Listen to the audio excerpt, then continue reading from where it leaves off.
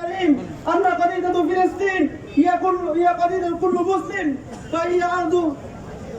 فهي أرض الإسراء والمعراج، وفيما المسجد الأقصى المبارك أول القبلتين وثالث الحرمين الشريفين.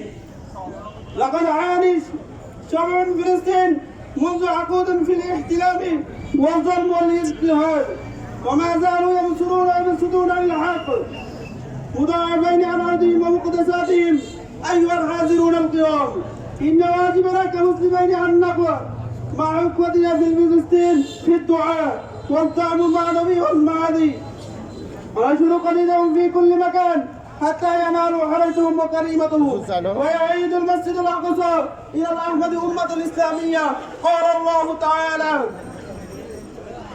وما لكم لا تقاتلون في سبيل الله والمستضعفين من الرجال والنساء والولدان إلى آخر الآية. اللهم انصرنا أخي المسلمين، اللهم انصرنا أخي المسلمين في فلسطين. اللهم احفظ مسجد الأقصى، اللهم احفظ مسجد الأقصى، ودمر الظالمين ودمر الظالمين. والسلام عليكم ورحمة الله وبركاته। সম্মানিত উপস্থিতি, এই পর্যায়ে বক্তব্য নিয়ে আসছেন রামগঞ্জ উপজেলা কোট জামে মসজিদের সম্মানিত পেশ ইমাম হযরত মাওলানা আখতার হোসেন জিহাদি সাহেব।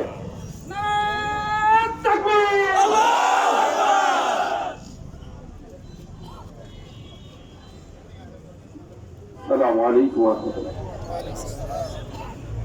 الحمد لله وحده وسلام على عباده الذين اصطفى. أما بعد، فأعوذ بالله من الشيطان الرجيم. بسم الله الرحمن الرحيم.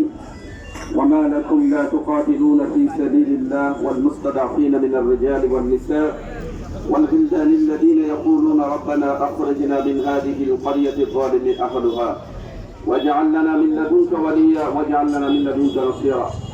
وقال رسول الله صلى الله عليه وسلم: لا تزال طائفة من أمتي منصورين على الحق.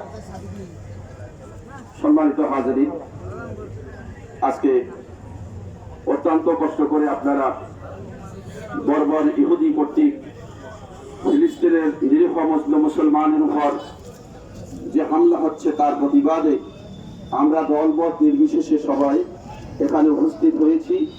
এই জন্য আমরা সবাই আল্লাহ শুকরিয়া আদায় করি, সকলে বলি আলহামদুলিল্লাহ।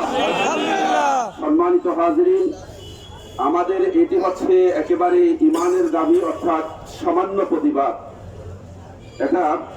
এই প্রতিবাদকে আমরা বলতে পারি যে হযরত ইব্রাহিম আলাইহিস সালামকে যখন আগুনে পোড়ানো হচ্ছিল, আগুন জ্বালিয়ে দেওয়া হয়েছে, তখন শুধুমাত্র একটা মাখলুকাত, যেটাকে ব্যাঙ বলা হয়, এই ব্যাঙ প্রস্রাব করে সে আগুনকে নিভাবার চেষ্টা করেছে এবং বলেছে, আল্লাহ, আমার এই প্রস্রাবের কারণে আগুন নিভবে না, তবে আমি তোমার কাছে শুধু প্রতিবাদ জানাবার জন্য এসেছি যে আমি চেষ্টা করেছি। আজকে